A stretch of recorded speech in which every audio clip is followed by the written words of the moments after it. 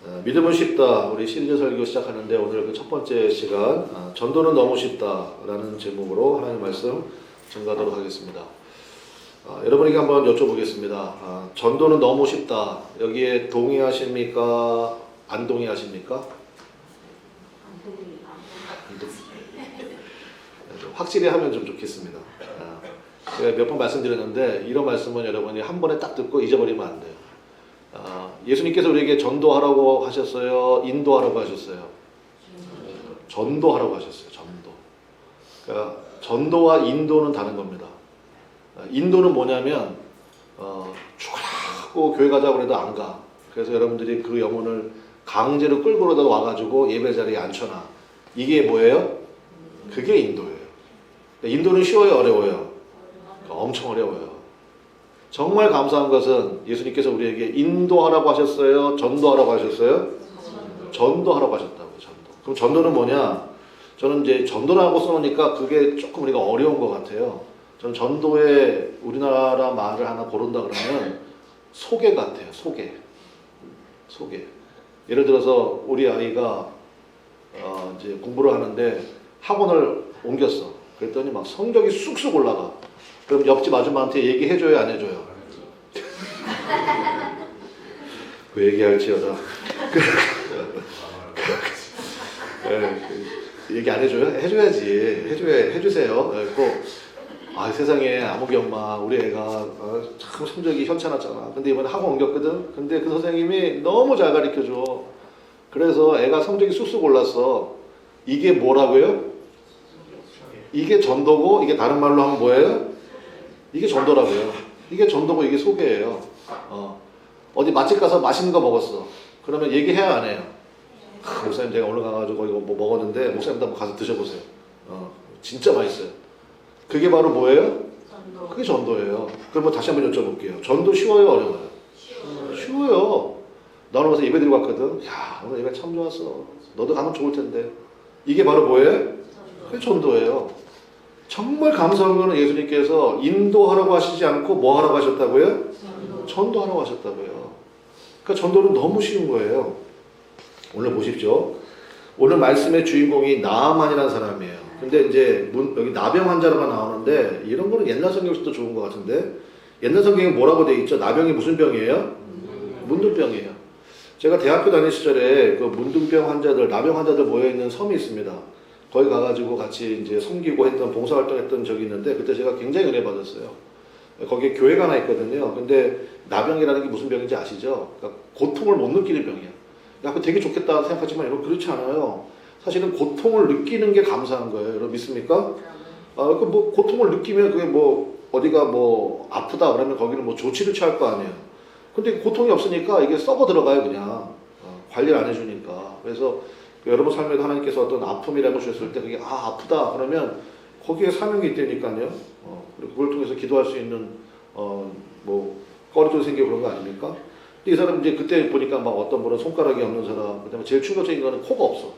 코가 없고, 그다음에 뭐 귀, 뭐 여러 가지. 그리고 찬송가를 이렇게 들지도 못해요. 왜? 손가락이 없으니까. 끼기도 하고 찬송 부르는데. 그때 그분들이 불렀던 찬송이 내 영혼이 은총이 뭐였어요? 내 영혼이 은총 입어. 와, 근데 그 찬송 뭐 듣는데요. 너무너무 은혜가 되더라고요. 아니, 여러분 다 멀쩡하잖아요. 근데 그 나병에 걸리신 분들, 한센시병이라고도 부르잖아요. 그 분들이 그 내 영혼이 은총 입었대요. 중환자진 벗고 보니, 이곳이 하나님 나라입니다. 찬양하는데 너무너무 은혜가 되더라고요. 이게 좀 나아만이 그런 사람 아닙니까? 이게 나병 걸렸는데 보세요. 1절 봅시다. 자, 이 사람의 직책이 나와요. 아람왕의 뭐래요? 근데 장관이래요. 고위직이잖아요. 그죠? 남들이 다 부러워하는 자잖아. 나아만은 그의 주인 앞에서 크고 존귀한 자니 그렇게 존귀함을 받는 사람이래요. 이는 여호와께서 전에 그에게 아람을 구원하게 하셨습니다. 그는 큰 용사래요. 그런데 뭐래요? 나병 환자래요. 그러니까 이 사람은 왕이 나를 인정해줘요. 뭐 나라를 크게 한번 구원한 적이 있어요. 이거 아무것도 안 중요해. 그냥 이 사람은 딱 한 가지 문제가 너무너무 큰 거예요. 그게 바로 뭐예요? 나병이죠. 문둥병. 어디 나가지도 못하고 뭐 공식적인 자리에 갈 수도 없고 냄새도 많이 나고 그러한 사람이었다라는 것입니다. 근데 뭐 여러분 잘 아시잖아요, 이 얘기. 그리고 엘리사 만나죠. 엘리야의 종이었던 엘리사 만나서 그래서 고침 받아요, 못 받아요? 고침 받아요. 뭐 요단강 가서 7번씩 살아가고 7번 씻었더니 병 낫다, 그 얘기 아니에요? 그런데 오늘 제가 3절까지밖에 안 읽었잖아요. 왜 그러냐면 이 기적의 역사의 첫 시작이 된 게 누구 때문입니까? 여기 어린 소녀가 하나 나와요. 그쵸? 어린 소녀가 나오는데 2절 봅시다. 전에 아람 사람이 때를 지어 나가서 이스라엘 땅에서 어린 소녀 하나를 잡음에 그가 나아만의 아내에게 수종들더니까 몸종이 됐다는 얘기예요. 3절 어린 소녀가 얘기합니다. 그의 여주인에게 이르되 우리 주인이 사마리아에 계신 선지자 앞에 계셨으면 좋겠나이다. 그가 그 나병을 고치리이다. 이게 뭐 하는 거예요 지금? 전도하는 거예요. 이게 전도하는 거라고요. 그리고 이 소녀에게 우리가 초점 맞춰서 은혜를 받았으면 좋겠습니다. 여러분 제가 한번 여러분에게 여쭤보겠습니다. 인생은 공평합니까? 안 공평합니까? 공평해요? 불공평해요? 네? 공평해요? 불공평해요? 네, 불공평합니다. 노래 제목도 있어요. Life is not fair.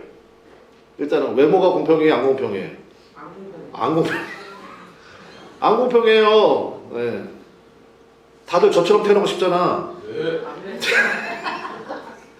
죄송합니다. 아니 외모가 공평하지 않다고요. 그 다음에 건강이 공평해 안 공평해요? 안 공평해요. 어떤 사람은 뭘 먹어도 그냥 소화가 잘 돼. 그때 어떤 사람은 물만 먹어도 막 체하고 막 이런 사람이 있다고요. 안 공평하다고요. 실력이 공평합니까? 실력이 안 공평해요. 제가 고등학교 때 너무너무 충격받아서 선생님이 수학 문제를 냈어. 이거 푸는 사람은 수학 천재래. 얼마나 선생님이 막 상도 걸고 막 그랬거든. 그래가지고 막 정말 제가 이틀 밤낮을 그 문제 한 문제만 풀었어요. 이틀 걸렸다고. 이틀 정도 걸릴 것 같아요. 그래서 이제 옆반에 친한 친구한테 미리 제가 알려줬어. 선생님 이거 문제 낼 건데 너 다음 시간에 이거 선생님이 하면 뭐 해준대 했고. 근데 걔는 연필도 안 들었어. 10분 동안 가만히 문제 쳐다보더라. 그리고 딱 3줄 썼어. 그리고 풀었어. 그리고 걔는 맞고 나는 틀렸어. 근데 그때 내가 무슨 결심을 했게요? 나는 절대로 수학으로 밥 먹고 사는 일을 하지 말아야지. 달라요. 문제는 뭐냐면 그 불공평에 대해서 믿음으로 반응할 수 있는가가 문제예요. 인생은 불공평합니다. 이걸 우리가 받아들여야 돼요. 그러면 하나님께서 이렇게 불공평하게 두신 이유가 있을 거 아닙니까? 그것을 믿음으로 내가 반응하면 되는 거예요. 예를 들어서 이 중에 이제 우리 많은 분들이 오셨지만 제가 잘 모르겠습니다. 근데 어떤 분은요 정말 예배조차도 나올 수 없는 상황 가운데 있는 분도 있을 거예요. 반면에 어떤 분은요 뭐 남편 잘 만나고 또 다 믿는 가정이어가지고 뭐 주일날 예배 가는 건 당연한 거 아니야? 이런 분도 있지만 정말 예배 한번 나오려면요 너무너무 많은 난관을 통과해야 되고 그 다음에 때로는 핍박도 받아야 되고 그런 상황에서도 나온 분들이 있다고요. 그럴 때 그런 마음이 있잖아요. 참 불공평하다. 하나님 왜 내 기도는 안 들어주시나. 그런데 그럼에도 불구하고 주님 앞에 나왔잖아요. 믿음으로 반응했잖아요. 그러면 그분을 통해서 그 주변 사람들이 받는 은혜의 충격이 있다는 거예요. 야, 저분은 저 상황에서도 주 앞에 나오는구나. 내가 얘기 듣기로는 굉장히 어렵다고 얘기 들었는데 오늘 예배 나올 수 있으실까 했는데 세상에 나오셨네. 와, 저렇게 은혜를 받으시네. 근데 지금 나는 뭔가 하나님이 이렇게 많은 복을 주셨는데 나는 지금 뭐 하고 있는 거지? 했고 은혜의 충격파가 전달된다고요. 이 어린 소녀의 상황이야말로 불공평한 거 아닙니까? 아니 절망과 원망이 쏟아져 나올 만한 상황이잖아요. 이 소녀의 죄는 뭐 굳이 죄라 그러면 뭐예요? 나라가 연약하다, 나라가 망했다, 그거밖에 없잖아요. 연약한 나라에 태어난 죄로 몸종으로 끌려왔어.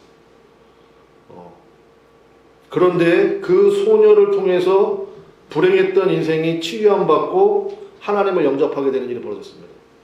그래서 이 소녀가 얘기했잖아요. 우리 나라에 가면 하나님의 종이 계시는데 이제 엘리사죠.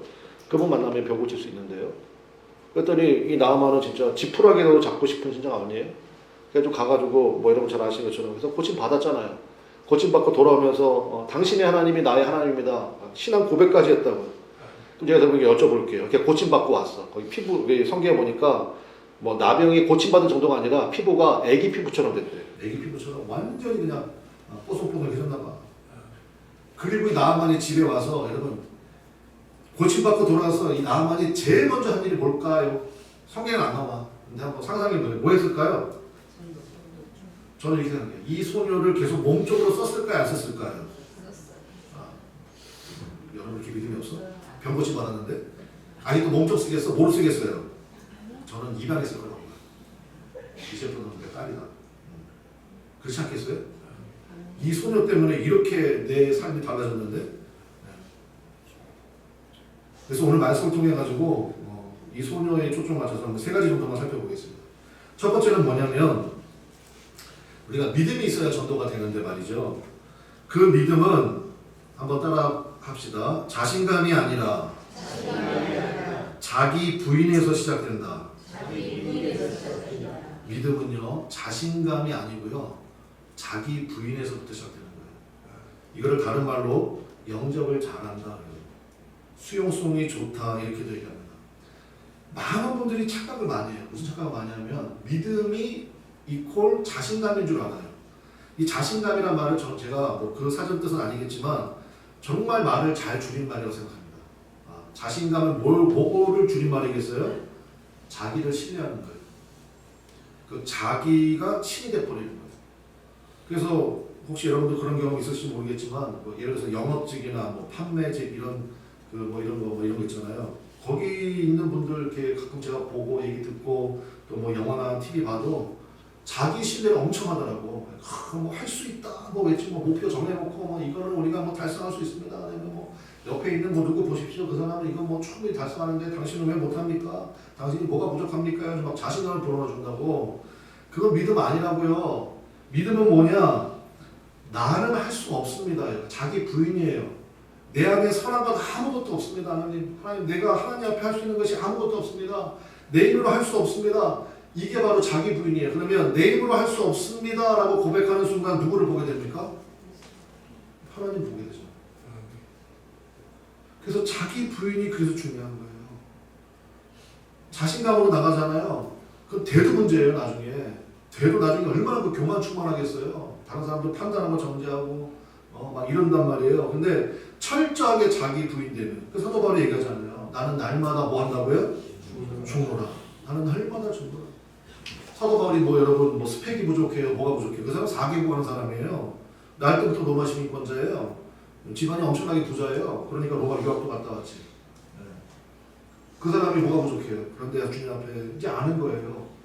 자기가 그렇게 자신 충만해가지고 했던 게 뭐예요? 예수 믿는 사람들 전부 다 오게 가두고 스테반 집사가 죽을 때 제일 앞서섰던 사람이에요.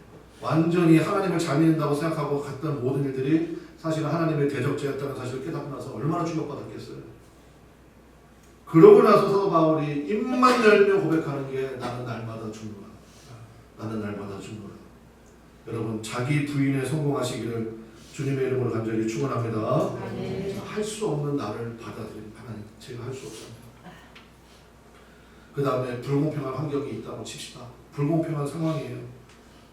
내가 정말 저 집안만큼만 됐으면, 내가 저 사람만큼만 구비가 되어 있으면 내가 정말 이렇게 할 수 있을 텐데, 근데 그게 그렇지 않잖아요. 그런 불공평한 환경 가운데도 있어요. 근데 억울해하지 않아. 있는 그대로 받아들이는 거예요. 그게 믿음이에요. 있는 그대로 받아들이는 거예요. 그래서 우리 아까 찬송했잖아요. 아까 찬송할 때 여러분 나를 사랑하는 주님이라고 했어요? 너를 사랑하는 주님이라고 했어요? 그렇잖아요.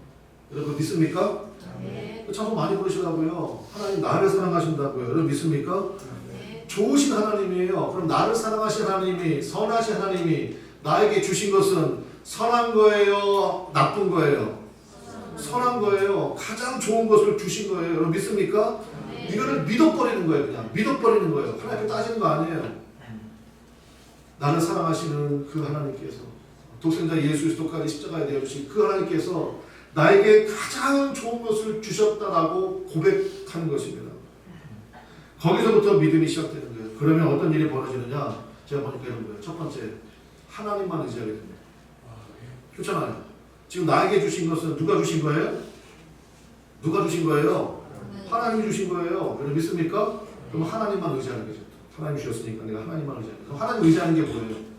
말씀대로 적용해 나가는 거예요. 하나님 의지한다 그러면서 그럼 하나님이 이걸 나한테 왜 주셨지? 이걸 내가 알아들어야 될 거 아니에요. 여기서 내가 뭘 해야 될지를 알아야 될 거 아닙니까? 근데 뭘 해야 될지 아는 것을 하나님께서 다 기록해 놓으셨어요. 그게 바로 뭐예요? 성경이잖아요. 그래서 성경을 사랑할 수밖에 없어요. 지금 내 상황은 이런데 근데 나는 분명히 고백합니다. 주님, 이거 하나님께서 아시는 거고 내 머리카락 개수까지도 아시는 주님께서 나에게 이런 상황을 주셨는데 이 상황을 통해서 주님께서 하시고자 하는 일이 뭡니까? 그럼 그 말씀을 봐야 될 거 아니에요. 말씀을 적용을 해야 돼요. 그래서 거기서부터 하나하나씩 순종해 나가는 거예요. 그럴 때 하나님께서 예비하신 여호와 이레 그 뜻이 아니에요. 그 뜻 아닙니까? 하나님께서 예비해 놓으신다고요. 믿습니까? 엄청난 은혜가 예비되어 있어요. 그러니까 여러분, 그래서 사도 바울이 그 얘기하는 거예요. 날마다 나를 부인합니다. 주님만 바라봅니다. 주님 인도해 주십시오. 그래서 주님의 그 인도하심을 따라서 그래서 하나님 의지하면요 말씀을 사랑하게 되고 그래서 우리께서 한 장 성경 하는 거 굉장히 소중하다고 봐요. 그냥 뭐 하루에 그냥 뭐 몇십 장씩 읽겠다 뭐 그것도 좋지만 그냥 하루에 한 장씩 중단하지 않고 계속해서 나가는 거. 저는 그런 의미에서 새벽기도도 굉장히 저는 의미가 있다고 생각합니다. 날마다 부인하는 거 아니에요? 컨디션이 좋아야 일이 잘 된다고요? 자신감이잖아요. 나는 컨디션이 중요한 사람이야. 컨디션이 중요해. 아니죠. 하나님의 은혜가 중요하지. 주님께서 역사하시면 되는 거 아닙니까? 이 말씀을 할 때 간혹 그런 분들이 있더라고요. 목사님 말씀에 동의합니다. 그런데 사실은 목사님 제가 목사님께 말씀드릴 수는 없지만 사실은 제가 과거에 이러이러한 죄를 졌습니다. 그래서 하나님이 나한테 지금 벌 주시는 거예요. 그러니까 이 상황은 목사님 말씀하시는 그런 상황과 다릅니다. 라는 분들이 간혹 있더라고요. 절대 그렇지 않습니다. 내가 그때 선택을 잘못해서 내가 그때 그걸 하지 말았어야 되는데 그걸 하는 바람에 내가 지금 이런 고난을 당한다. 그러지 마십시오. 너무 힘든 상황이 하나님께 내가 벌을 받는 것이다 라고 생각하지 마십시오. 하나님은요 모든 것이 합력하여 선을 이루게 하시는 분입니다. 믿습니까? 네, 우리가 잘못할 수 있습니다. 우리가 실수할 수 있어요. 그래서 여러분 저는 그래서 우리 교회 이름이 너무너무 좋은 거예요. 교회 이름은 뭐예요? 큰 나무 아래. 예수님 부르잖아요. 큰 나무 아래로 와라. 그리고 수고하고 무거운 짐진 자들아 그거 다 가지고 와라 나한테. 그리고 내려놓고 내가 너에게 주는 짐을 지고 나와 함께 가자. 주님께서 그 얘기 하시는 거 아니에요? 우리가 명색이 그 나무 아래 성도들인데 아직도 예전에 내가 그때 하나님 앞에 그렇게 죄를 짓는 바람에 하나님 나한테 벌 주시는 거야. 제발 우리 하나님을 그렇게 참 이렇게 죄 지어서 그거 죄 짓나 안 짓나 그 따져가지고 그거 하나씩 다 갚고 그냥 고생 좀 해봐라. 아이고 고소하다. 우리 하나님은 절대로 그런 하나님이 아닌 줄로 여러분 믿으시기를 바랍니다. 또 얘기해요. 로마서 8장에 너희가 연약할 때 너희가 그 다음에 따라합시다. 원수 되었을 때 너희가 연약할 때 죄인 되었을 때 원수 되었을 때 내가 너희를 사랑하지 않았느냐. 근데 여러분이 과거에 그거 지은 거 그거 그게 뭐라고? 그러니까 자꾸 마귀가 그거 주는 것에 그거 넘어가지 말라고요. 네. 무슨 소리냐? 마귀한테 예수의 이름으로 나가니 물러가라 그러고 주님께서 그러니까 오늘부터 하면 되는 거예요. 지금부터 주님께서 내게 주신 그 은혜를 가지고 여러분 바로 자신감이 아니라 자기 부인에 성공하시기를 주님의 이름으로 간절히 축원합니다. 알렉스 스캇이라는 한 아이가 있었습니다. 1996년생이에요. 태어난 지 한 살 만에 소아암에 걸렸습니다. 공평해요? 불공평해요? 불공평하지. 태어난 지 한 살 밖에 안 1년 됐는데 소암에 걸렸어. 그때 몰랐죠. 그냥 울기만 했겠지 아프니까. 근데 4살 때 되면 어느 정도 이제 인지가 되잖아요. 너무 힘든 거예요. 아프기도 하고 또 자기 때문에 맨날 눈물로 사는 부모님 볼 때, 또 할머니 할아버지 볼 때 너무너무 가슴 아프고. 그래서 4살 때 이 스캇이 물었대요. 의사 선생님에게 어떻게 하면 여기서 나을 수 있냐고. 그랬더니 의사 선생님들이 얘기해 줬어요. 연구를 더 많이 할 수 있는 소아암 연구소가 있어야 돼. 의사 선생님들이 기술을 많이 연구를 해서 좋은 약들을 만들고 내야 돼. 물어봤어요. 연구소 지으려면 얼마나 필요해요? 그랬더니 의사 선생님이 참 재밌기도 하고 기특하기도 하잖아요. 그냥 대충 얘기했을 것 같아요. 한 1000만 불은 있어야지. 1000만 불, 이게 뭐 오래된 얘기니까 요즘은 1달러에 뭐 1,500원 하지만 1,000원도 계산합시다. 계산해 줄게요. 1000만 불은 있어야지. 100억이야 100억. 100억은 있어야지. 그때부터 이 스캇이 뭐 했냐면요. 엄마와 함께 자기 집 앞에서 2불짜리 레모네이드를 팔기 시작했어요. 그리고 앞에다가 표말을 하나 딱 붙여놨어요. 소아암 치료를 위한 연구소 건립 모금중. 그리고 얼마짜리 팔았다고요? 2불짜리 2,000원짜리 레모네이드 만들어서 팔기 시작했어요. 안타깝게도 8살에 죽었습니다. 소아암으로. 4년 동안 계속 자기 앞에서 소아암 치료를 위한 연구소 건립 표말 붙여놓고 했다고요. 뭐 지금도 있는지 모르겠지만 그 간증도 있어요. 부모님들이 그 알렉스와 지금 팔면서 했던 그 영상이며 그다음에 교회 굉장히 열심히 다녔더라고. 믿음 생활도 잘하고 했던 그런 모습들. 그러니까 그 알렉스가 기도한 것 중에 그런 거 있어요. 하나님, 나는 좀 아프더라도 내 동생들 또 이제 암에 걸려 있는 막 자기 밑에 있는 어린 아이들 있잖아요. 안 아프게 달라고. 그리고 꼭 하게 달라고 막 기도하고 막 했던 그런 거.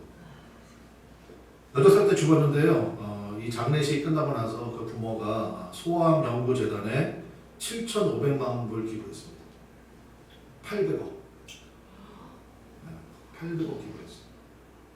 전국 각지에서 이 소식을 듣고 몰려든 거예요. 지금 할 수 있는 것부터 하세요. 하나님 앞에. 하나님 앞에. 거기에서부터 은혜의 폭풍이 몰아치는 것입니다. 은혜의 태풍이. 불공평해요. 왜 나는 태어날 때부터 내 친구들은 저렇게 뛰어노는데 나는 왜 아파가지고 맨날 리겔 뽑고 주사 맞고 그래야 돼요? 그러지 않았다고요.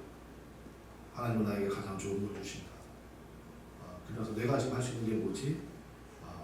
의사 선생님이 연구소 건립하면 된다고 했어. 우리 그거 같이 할까? 그래서 2불짜리. 그럼 그 2불짜리 팔아가지고 언제 800억 만들겠어? 하나님이 그 통해서 역사하신다는 거예요. 여러분 믿습니까? 그러므로 여러분 우리의 삶 가운데 자신감이 아니에요. 자신감을 언제 800억 모아 그거를 하나님이 역사하시면 됩니다. 여러분 믿습니까? 그래서 여러분의 고백 속에 그게 있으라고요. 자기 부인. 자기 부인이 뭐냐? 하나님 의지하는 거. 하나님 의지하는 게 뭐냐? 말씀대로 사는 거예요. 말씀대로. 하나님 말씀 사랑하고 그 말씀이 뭐라고 하시는가? 그 말씀 듣고 살 공부를 해야지만 되는 겁니까? 이렇게 한 절 한 절 말씀 들으면서 또 여러분이 말씀 묵상하면서 여러분이 할 수 있는 기도 가운데 하나님 앞에 간구하고 그러면 하나님이 은혜의 태풍을 불어 모아 주실 줄로 믿습니다. 다시 한번 말씀드리자 인생이 공평하지 않습니다. 그런데 그것을 수용을 하고 하나님 내가 할 수 있는 일이 무엇입니까? 우리 알렉스카처럼 8살밖에 못 살았잖아요. 근데 80년을 살아도 못하는 것을 했잖아요. 여러분 800억 모금할 수 있겠어요, 여러분들? 네. 그런 거예요, 하나님 역사는. 그러므로 지금에 감사하고 지금에 충성하는 그게 하나님을 기뻐하고 하나님 역사를 맞이하는 성도의 모습이 되는 것입니다. 여러분, 우리 교회 청년 찬양 집회 한다고요. 언제 한다고 했어요? 2월 16일. 저녁 7시. 저는 기도합니다. 이 찬양 집회를 통해 가지고 우리가 잃어버린 청년들 많이 찾고 또 많은 청년들이 주께로 나오게 되는 그러한 은혜들이 나타나게 될 줄로 믿습니다. 자, 예를 들어서 여러분에게 제가 여러분에게 여러분 청년 50명 인도에 오세요. 그러면 쉬워요, 어려워요? 네가 하세요, 그럴까요? 그럼 그게 얼마나 어려워요, 그게 말도 안 되지. 여러분 그리고 청년들이 와가지고 요즘 애들 보통 애들이 아닌데 와가지고 뭐 설교 한번 듣고 집회 한번 참석해가지고 자기의 가치관이 바뀐다? 여러분 그게 뭐 사람의 설득으로 되겠습니까? 안 된다고요. 그럼 우리가 할 수 있는 건 뭐예요? 여러분이 할 수 있죠. 청년 찬양 집회합니다. 그럼 뭐 할 수 있어요? 기도할 수 있고요. 그 다음에 청년들 와서 7번 연습한대. 그럼 연습할 때 여러분 와서 뭐 할 수 있어요? 와가지고 뭐 할 수 있어요, 여러분들이? 그죠? 그렇지. 네. 밥 한 번 살 수 있잖아. 청년들 고마워요. 감사해요. 뭐 먹고 싶어? 뭐 먹고 싶어요? 그러면 밥 한 번 살 수 있어요, 없어요? 밥 한 번 사고. 밥 한 번 사기도 부담스러워. 간식 한 번 사고. 와서 격려해주고. 그런 거예요, 하나님의 역사는. 하나님의 일은 그런 거라고요. 꼭, 내가 7번 보는데 7번 내가 다 살게요. 그러지 마시라고요. 할 수 있어도. 다른 분도 좀 해야 될 거 아니야. 다른 분도 할 수 있도록 좀 이렇게 하고. 그래서 그분들도 동참할 수 있도록 하고. 그러니까 여러분 지금 여러분이 할 수 있는 것을 주님의 말씀에 부합되게 하시기를 바랍니다. 네. 그게 자기 부인이에요. 이제는 내 경험 의지하지 않는다. 내 지식 의지하지 않는다. 오직 누구만 의지한다? 주님만 의지한다. 주님만 의지한다는 건 뭐다? 말씀에 이게 맞나 안 맞나를 점검한다. 두 번째, 전도는 하나님 사랑부터 하는 겁니다. 따라합시다. 전도는 하나님 사랑부터. 자, 본문에 나오는 어린 소년은 그런 몸종이었지만 주인의 고민과 상식을 주목하고 있죠. 이거 한번 성경 찾아봅시다. 성경 찾아보고 마치면 될 것 같은데 마가복음 12장 한번 보실까요? 마가복음 12장 한번 이거는 찾아보면 좋겠습니다.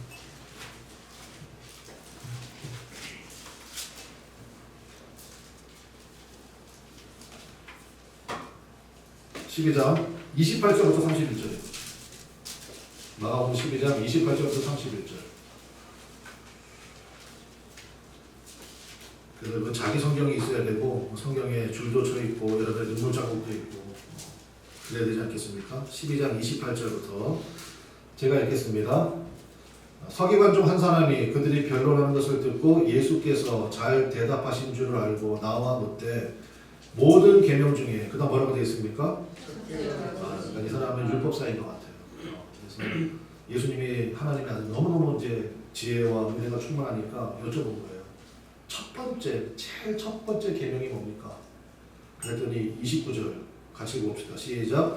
예수께서 대답하시되 첫째는 이것이니 이스라엘아 들으라 주 곧 우리 하나님은 유일한 주시라. 내 마음을 다하고 목숨을 다하고 뜻을 다하고 힘을 다하여 주 너희 하나님을 사랑하라 하신 것이요. 아, 제일 첫 번째 계명이 뭐라고요? 주 너희 하나님을 뭐 하는 거예요? 여러분 하나님 사랑하시기 바랍니다. 하나님 사랑하는 거예요. 근데 문제는 31절이에요. 31절 같이 읽어볼게요. 시작. 둘째는 이것이니 내 이웃을 내 자신과 같이 사랑하라 하신 것이다. 이보다 더 큰 계명이 없느니라. 둘째는 이것이다 하고 그냥 끝났으면 좋았는데 맨 마지막에 이보다 더 큰 계명이 없다는 거예요. 이웃 사람과 내 자신과 같이 사랑하는 것보다 더 큰 계명이 없대. 그럼 도대체 어떤 게 제일 크다는 거예요? 네. 사실은 이 말씀은 뭐냐면 예수님께서 이제 질문이 그랬잖아요. 첫째 되는 계명이 뭡니까? 그러면 예수님은 첫째 되는 계명 물어보니까 여러분 언제나 1등은 몇 명이에요? 한 명이잖아. 그럼 하나만 얘기하면 되는데 예수님은 세 가지를 얘기하신 거예요. 그러면 이 말씀에서 우리가 깨달을 게 뭐냐? 예수님은 1등은 이거 뭐 2등은 이거 뭐 3등은 이거 뭐 이렇게 말씀하신 게 아니라 순서를 말씀하신 거예요. 순서를. 그래서 첫 번째는 누구 사랑하는 겁니까? 하나님 사랑하는 거예요. 여러분 보세요. 하나님 사랑하면 두 번째 누구를 사랑하게 될까요? 아니에요. 하나님 사랑하면 두 번째 누구를 사랑하게 될까요? 나를 사랑하게 됩니다. 하나님 사랑하는 사람의 특징은요, 나를 사랑하게 돼요. 이게 그리고 우리가 이제 이렇게 표현하면 돼요. 자존감이 굉장히 높아요. 누가 나를 사랑하는데요? 하나님이 나를 사랑합니다. 자존감이 높아요. 어디 가서 눈치 보거나 꿀리지 않아요. 왜요? 누가 나 사랑하는데요? 하나님 나 사랑해요.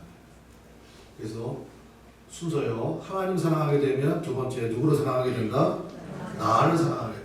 세 번째 누구를 사랑할까요? 그러면요. 이웃을 사랑합니다. 그래서 예수님 얘기하잖아요. 내 이웃을 내 자신과 같이 사랑하라. 자기를 사랑할 줄 모르고 학대하는 사람, 불평하는 사람은요. 절대로 이웃을 사랑할 수 없습니다. 나를 사랑, 나 같은 걸 하나님 사랑하신다고? 그래서 찬송 있잖아요. 나 같은 죄인 살리시고. 그래서 하나님이 나를 사랑하는데 그러면 아니 나보다 훨씬 훌륭한 당신은 당연히 더 사랑하시죠. 그래서 그분도 사랑할 수 있는 힘이 생기는 거예요. 무슨 얘기인지 아시겠습니까? 남편이 너무 미워 예를 들어가지고 하나님 남편 사랑하게 해주세요. 백날 기도해봐라. 안 돼요. 절대 안 된다고. 순서가 중요하다고 했잖아. 첫 번째 누구를 사랑해야 돼요? 하나님 사랑하게 해주세요. 그럼 하나님 사랑하는 순간 두 번째 누구를 사랑하게 됩니까? 그 하나님을 바라봤더니 하나님이 나를 너무 사랑하시는 거예요. 나를 너무 사랑하시는 그 하나님 보게 되고 그러면 생각이 달라져. 생각이 달라져. 그러면 비로소 말하지 않아도 이제는 주님께서 역사에 가시는 것들이 보이기 시작한다라는 것입니다. 이 몸종 소녀처럼 자기가 섬기는 주인이잖아요. 나병 걸렸다고 했을 때 그때 그럴 줄 알았다. 잘 됐다. 우리가 하나님 섬기는 나라인데 우리나라 침략하고 나를 몸쪽으로 끌고 와서 부려먹으니까 문둥병 걸리는 거야. 고소하다. 몸쪽이 이러지 않았다. 자기는 자기가 끌려왔지만 그러나 그 사람의 고통, 그 사람의 아픔이 보였어. 그리고 이 몸쪽은 그 은혜가 있었겠죠. 하나님 만나는 점은 해결되는 거예요. 주님께 연결시키는 거 아닙니까? 말씀의 결론 맺겠습니다.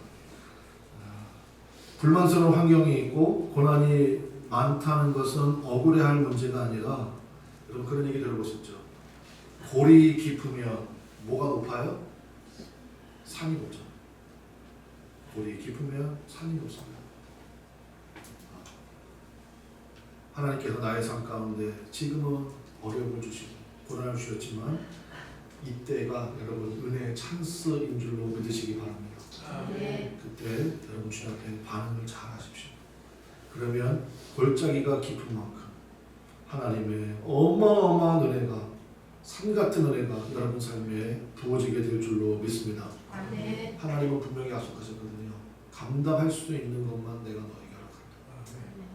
그러면 그 믿음 가지고 기도하고 찬송하는 걸 할 수 있잖아요. 지금 바울과 실라가 복음 증거하다가 매를 많이 맞고 감옥에 갇혔습니다. 양손과 양발이 착고에 채워져 있어요. 이게 얼마나 불공평한 일이에요? 무슨 사기를 쳤어, 뭘 했어? 아니 하나님이 어떻게 이럴 수가 있지? 내가 복음 증거한다고 하나님 도와주지 못하신 건정 어떻게 이런 일을 갖게 하셔? 그러지 않는다고요. 하나님은 나에게 가장 좋은 걸 주신다고 믿습니까? 그래서 거기에서 손발이 묶였어. 거기서 뭐 할 수 있어요? 그럼 뭐 할 수 있어? 거기서 기도하고 찬송했대잖아요.